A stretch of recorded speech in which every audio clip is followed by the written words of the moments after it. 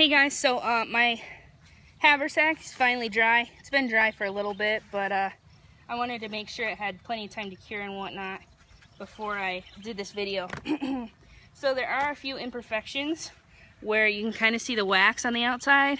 I have a feeling all I'd have to do really is take the heat gun to it again and kind of get rid of any excess wax. I think part of that is just because it was my first time and I didn't know how much to add onto it, and because it was previously treated too. So this is not going to be typical results. I'd like to do this again and make another one and go straight off the bat with that that wax mixture and see how it works, just because this is not going to show you guys really what may happen if you do this, because I treated it once, didn't like how it turned out, and then treated it again. So it's going to be definitely treated more than you know, something else might be if you try to do it again. So if you've been following kind of my progress on this project, you know I'm not really into it being perfect. You can see there's soot on it, there's marks, scrapes, dirt. I like that. I think that adds to the character of it. But you can just feel the wax in it, and you can feel how different it feels and how protected it feels. So this is going to be the water test, just to test out how waterproof it is. So first, what I'm going to do is just kind of take a rag, wring it out, and put some drops on it, trying to simulate rain, and kind of see if it just runs off or what really happens. So I'm going to try and do this as best I can.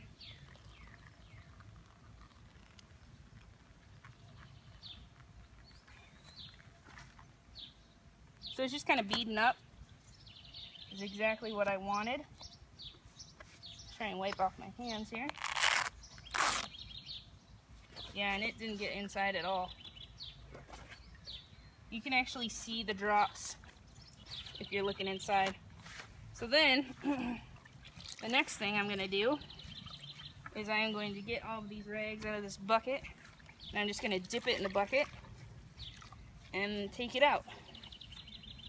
See, just to kind of simulate a dunking, I guess, or a downpour, or if I fell in a river or something like that. Obviously there aren't any waterproof zippers or anything on this. It's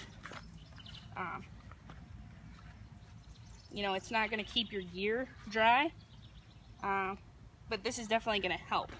So I'm just gonna, this bucket isn't really big enough, but simulate a dunking, so to speak. Okay, so I don't know if you can see, but it looks like everything's coming off.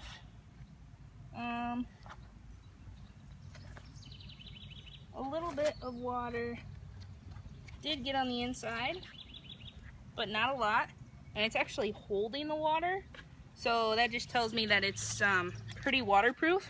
But that is one thing that you're gonna have to watch out for, that if you get water on the inside of this, it's gonna stay on the inside, it's not gonna leak through.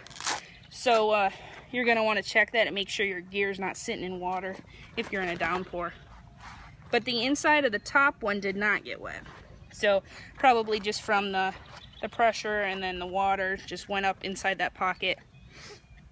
But I am very happy with that. I'm actually gonna see, just gonna pour this water in here. And just remember what this was when it started. This was a pillowcase. Okay, so just think of how much water would be leaking out right now, because this is a pillowcase. I did sit it in water, so any water you see dripping down could be just runoff from the outside. But it's holding water. So it could be a way to carry water if you didn't have a canteen or something. If you were in an emergency situation, you didn't want to go trekking back and forth from the river, you just put a bunch of water in your haversack and bring it to the fire to be boiled. I know a couple people on YouTube have put rocks, hot rocks, in their haversack, their oilcloth haversacks, to boil water and then drink it while it's in the haversack. I wouldn't recommend that, just because if you heat up this wax and then it'll get into that water, and then you're going to be drinking it. And there's lots of chemicals and stuff. I wouldn't recommend that, but again, if it's life or death situation, the chemicals may take longer to kill you than dehydration. So just keep that in mind, but definitely a multi-use item. Good thing for just trekking out more. I'll probably use it more as like a scout kit. Something I can roll up pretty easily and stick on the outside or at the bottom of my pack. And then take it out once I get to camp, fill it with a few essentials, and you know, either go scouting for firewood, water, wild edibles, anything like that. Even like if you're trapping or something like that, hunting, this would be a good bag for that. Excuse my dog in the background. But anyway, this has been a fun little piece of kit here to make. Like I said, I'd love to do it again, just to see if I can replicate this without, you know, with everything that I've learned, and see if I can't make it even better and do it in fewer steps, because this is not something that you can necessarily make over a weekend. It takes a long time for everything to cure and dry out, depending on what time of year you do it. The weather is definitely a big factor. Like I said, I let this dry inside my air-conditioned house, which I wouldn't necessarily recommend.